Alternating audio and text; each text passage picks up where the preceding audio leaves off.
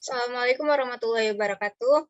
Kami dari kelompok 1 ingin mempresentasikan rancangan fungsionalitas aplikasi kami yang bernama Notres. Selanjutnya,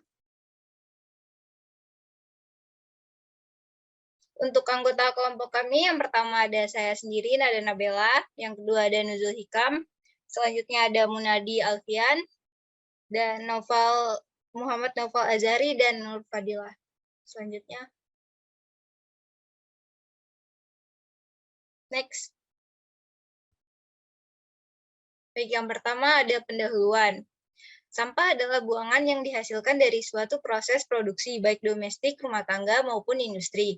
Dalam Undang-Undang Nomor 18 Tahun 2008 tentang pengelolaan sampah, disebutkan bahwa sampah adalah sisa kegiatan sehari-hari manusia atau proses alam yang berbentuk padat atau semi padat, berupa zat organik atau anorganik. Bersifat dapat terurai atau tidak dapat terurai yang dianggap sudah tidak berguna lagi dan dibuang ke lingkungan.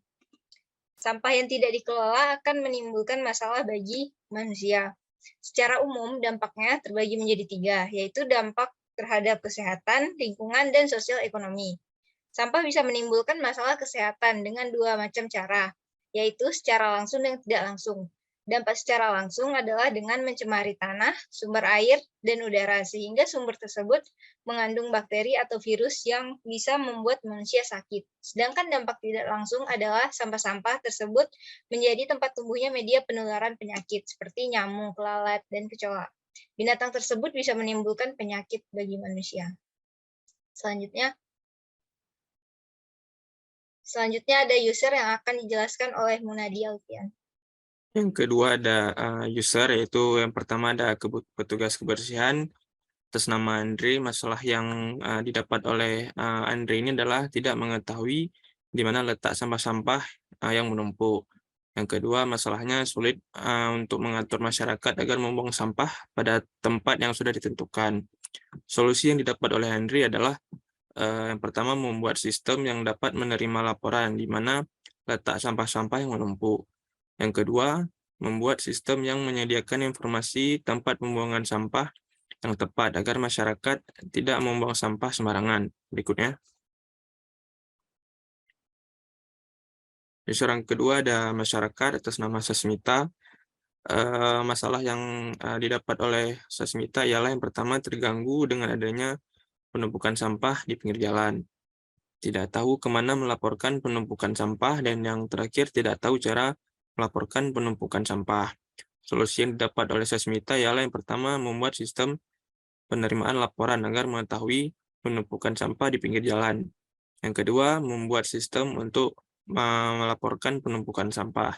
Dan yang terakhir, membuat sistem pelaporan penumpukan sampah yang mudah digunakan oleh orang awam. Next. Yang akan dilanjutkan oleh Nur Fadilah. Baik, selanjutnya cara kerja baru, salah satunya itu ada permasalahan. Permasalahan yang kami angkat di sini yaitu kebiasaan masyarakat membuang sampah sembarangan dapat mencemari lingkungan.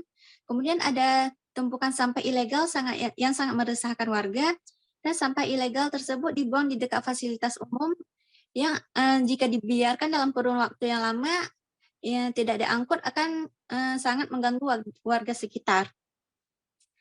Dampak dari penampungan sampah ilegal juga diketahui menimbulkan kerusakan lingkungan yang parah.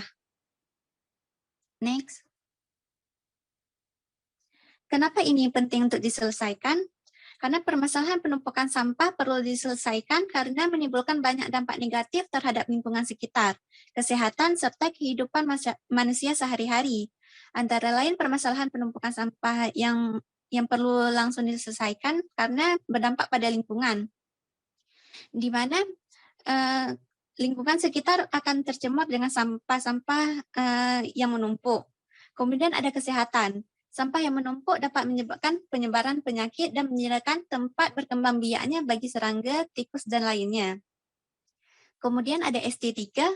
Penumpukan sampah juga merusak keindahan lingkungan sehingga mengurangi kualitas hidup manusia. Yang keempat ada ekonomi. Penanganan sampah yang tidak efisien juga dapat mengakibatkan biaya yang sangat tinggi, baik untuk pemerintah maupun masyarakat. Yang kelima, ada lingkungan hidup. Penumpukan sampah juga dapat merusak ekosistem dan mengancam keberlangsungan hidup spesies tertentu. Next. Kemudian ada vision.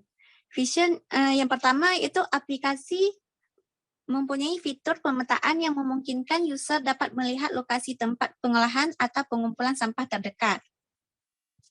Yang kedua, ada aplikasi mempunyai fitur notifikasi jadwal sehingga memungkinkan user untuk mendapatkan pemberitahuan tentang jadwal pengumpulan sampah. Yang ketiga, ada aplikasi yang mempunyai fitur pelaporan dan pengaduan tempat penumpukan sampah. Dan yang keempat, ada aplikasi penyediaan informasi mengenai jenis sampah.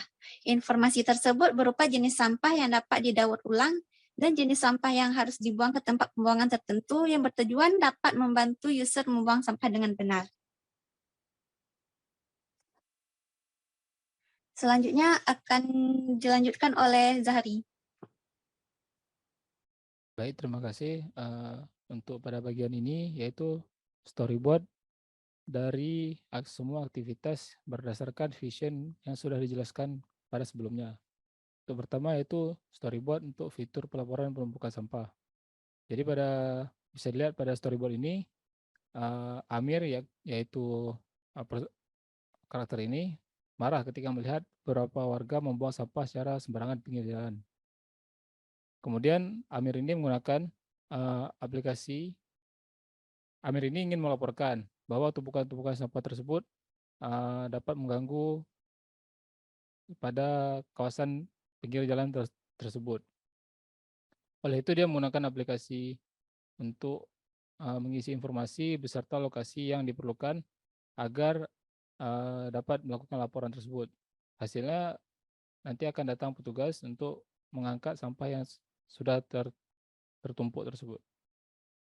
Seterusnya lagi ada storyboard untuk fitur pemetaan tempat pembuangan sampah. Bisa dilihat sini, Sasmita mempunyai beberapa tumpukan sampah yang terletak di rumahnya karena sudah tidak diangkut dalam waktu yang cukup lama. Sasmita ini tidak tahu di mana lokasi tempat pengumpulan sampah terdekat karena dia ingin membuang sampah tersebut secara sendiri. Oleh itu dia menggunakan aplikasi untuk melihat lokasi pengolahan dan pengumpulan sampah terdekat dengan rumahnya tersebut. Setelah menemukan lokasi yang terdekat untuk dijangkau, lalu dia datang ke tempat tersebut untuk membuang sampah yang sudah terkumpul di rumahnya. Pada storyboard ketiga ini, yaitu adalah storyboard untuk membuat fitur melihat jadwal pengambilan sampah. Pada di sini itu Pak Budiman menunggu truk sampah untuk datang mengambil sampah di rumahnya. Tapi setelah dia menunggu waktu berapa jam ataupun berapa waktu, dia masih menunggu dan tidak datang juga truk tersebut. Dan dia merasa frustasi karena membuang waktu untuk menunggu. Oleh itu dia menggunakan aplikasi untuk melihat jadwal kedatangan truk ataupun jadwal truk akan melakukan ataupun melintasi kawasan rumahnya. Setelah dia melihat jadwal tersebut, dia tidak perlu lagi menunggu selama berapa waktu dan hanya perlu datang untuk menyerahkan sampahnya apabila truk tersebut melintas pada waktu yang telah ditentukan di sekitar rumahnya. Dan akhir sekali yaitu adalah storyboard untuk fitur informasi pemilahan dan pengolahan sampah. Di sini Pak Anto bingung apa yang perlu dilakukan dengan sampah yang berada di halaman rumahnya. Dia membuka aplikasi lalu melihat informasi mengenai pengaturan sampah yang baik dan benar berdasarkan jenis-jenis sampah tersebut. Setelah memahami dan mengetahui apa yang perlu dilakukan dengan sampah tersebut, Pak Anto memisahkan beberapa sampah yang terdapat di rumahnya sehingga dapat diolah dengan baik dan benar. Sekian dari saya serahkan ke Bang Nuzul Hikam.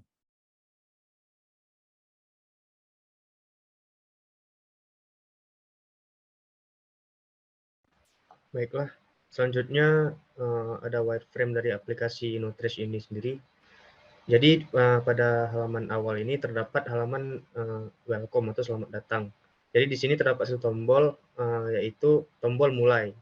Jadi dengan tombol mulai ini maka aplikasi akan dapat digunakan nantinya. Next. Nah, di sini terdapat halaman masuk. Di sini jadi kita bisa melakukan login sebagai petugas maupun sebagai pelapor. Sebagai contoh, kita akan masuk sebagai petugas dengan memasukkan nomor HP dan password yang telah didaftarkan sebelumnya. Selanjutnya, nah, jika ingin mendaftar, maka terdapat form untuk melakukan pendaftaran dengan inputan nama lengkap, nomor HP, password, konfirmasi password, dan daftar sebagai siapa, petugas atau pelapor. Selanjutnya, nah jika berhasil mendaftar atau berhasil melakukan login, maka di sini kita diarahkan ke halaman home. Dalam hal ini kita sebagai user petugas. Nah, jadi pada halaman home ini terdapat mockup atau tampilan awal terhadap home. Jadi di sini terdapat laporan terkini. Next. Nah, sebagai contoh, ada laporan terkini yang pertama itu dengan rincian nama, nomor HP, tanggal, catatan, disertai juga dengan foto oleh siapa yang pelapor tersebut, kemudian juga ada alamatnya. Di sini sebagai petugas kita bisa melihat lokasi titik berdasarkan Maps yang akan diarahkan ke aplikasi Google Maps, dan juga bisa melakukan konfirmasi jika telah dilakukan pemeriksaan terhadap lokasi. Next. Nah, jika diklik konfirmasi, maka akan muncul pop-up laporan berhasil dikonfirmasi. Jadi untuk wireframe kita cukupkan sampai di sini. Dengan ini maka presentasi dari kelompok kami telah selesai. Mohon maaf jika terdapat kesalahan kata. Terima kasih. Assalamualaikum warahmatullahi wabarakatuh.